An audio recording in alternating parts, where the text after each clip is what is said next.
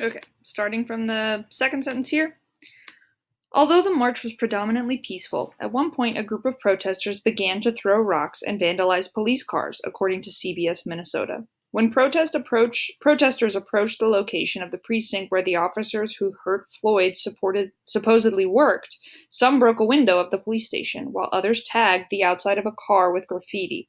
Around that time, police began firing tear gas at the crowd and using flash grenades, like in the photo, CNN reports. Andy Maddox, a Star Tribune journalist who was on the scene, also noted that he was shot by a rubber bullet. It's real ugly. The police have to understand that this is the climate they have created. This is the climate they created, a protester told CBS Minnesota. So again, the question is, why do you think some protesters would start damaging police property in this protest? Okay, and yeah, the last section of the article, the question is, what were some of the differences between the way police responded to the George Floyd protests in Minneapolis and the way police responded to the anti-quarantine protests in Michigan? So you can think, how did police treat protesters at the Minneapolis George Floyd protests? And how did police treat protesters at the Michigan quarantine protests? And how were they different? Okay. Images from these protests demonstrate not only the intensity of the response, but a major difference with the lack of police force that's been used in protest against COVID quarantine rules at state capitals around the country. When the Michigan protesters were armed or gun-holding white men.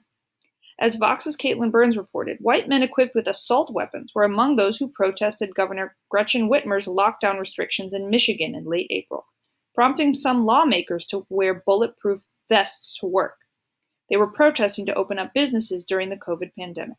In St. Paul, too, an overwhelmingly white crowd pushed to liberate or free Minnesota earlier this month, with some showcasing firearms or guns. Unarmed people, many of whom are people of color, protest police brutality and are met with police brutality. Flash grenades, tear gas, and rubber bullets, says Georgetown law professor Paul Butler, the author of Chokehold, Policing Black Men. But when armed, mainly white protesters stormed the Michigan state capitol, the police just let them be. There's a major difference in how unarmed black protesters were treated in Minneapolis compared to armed white protesters. There are different sets of rules. There are different sets of consequences, says Robinson, regarding the way law enforcement reacted in these different scenarios. He recalls police using tactics like tear gas and rubber bullets against protesters in Ferguson, Missouri, when they pushed back on the police killing of 18-year-old Michael Brown in 2014. Meanwhile, armed protesters in Michigan were met simply with pointed or angry stares, see the photo, from the officers on the scene during a lockdown protest.